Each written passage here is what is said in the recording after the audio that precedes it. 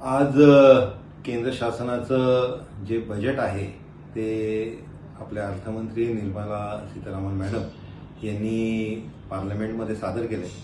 माननीय मोदीजींच्या नेतृत्वामध्ये विकसित भारतच्या या कार्याला अजून गती देणारं, देशाच्या प्रगतीला गती देणारं खऱ्या अर्थाने हे बजेट आहे।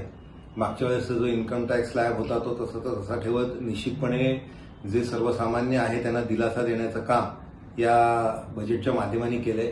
त्याचबरोबर सर्वसमावेशक सर्व लोकांना घेऊन हा जाणारा बजेट आहे आणि त्याच्यामुळे आजच्या दिवशी खरं तर कवी रविदासजी यांच्या जयंतीनिमित्त जे बजेट सादरीकरण केलंय ते निश्चितपणे त्या अर्थानेच आहे असं मी मानतो।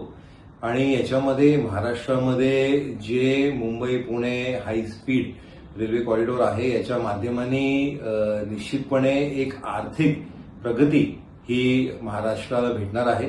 त्याचबरोबर जे आपलं IICTचं मुख्य केंद्र आहे त्याच्यामुळे निश्चितपणे या इकडे वेव्हच्या माध्यमाने ज्यावेळेस महाराष्ट्रामध्ये एक मोठा कार्यक्रम झाला त्या दृष्टिकोनाने एक मोठं सेंटर ज्यावेळेस महाराष्ट्राला भेटेल त्यावेळेस इकडच्या युवकांना एक मोठं रोजगार निर्माण होईल।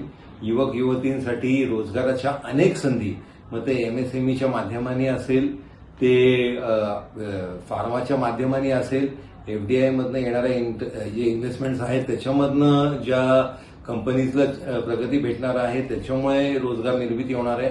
असं एक फार चांगलं आणि देशाच्या त्याचबरोबर महाराष्ट्राच्या प्रगतीला एक फार मोठा हातभार देणारा हा बजेट आहे आणि त्याच्यामुळे मी माननीय निर्मला सीतारामन मॅडम यांचं मनापासून आभार मानतो, अभिनंदन करतो की एक सुंदर बजेट हे देशाच्या प्रगतीसाठी त्यांनी मांडलेले आहे।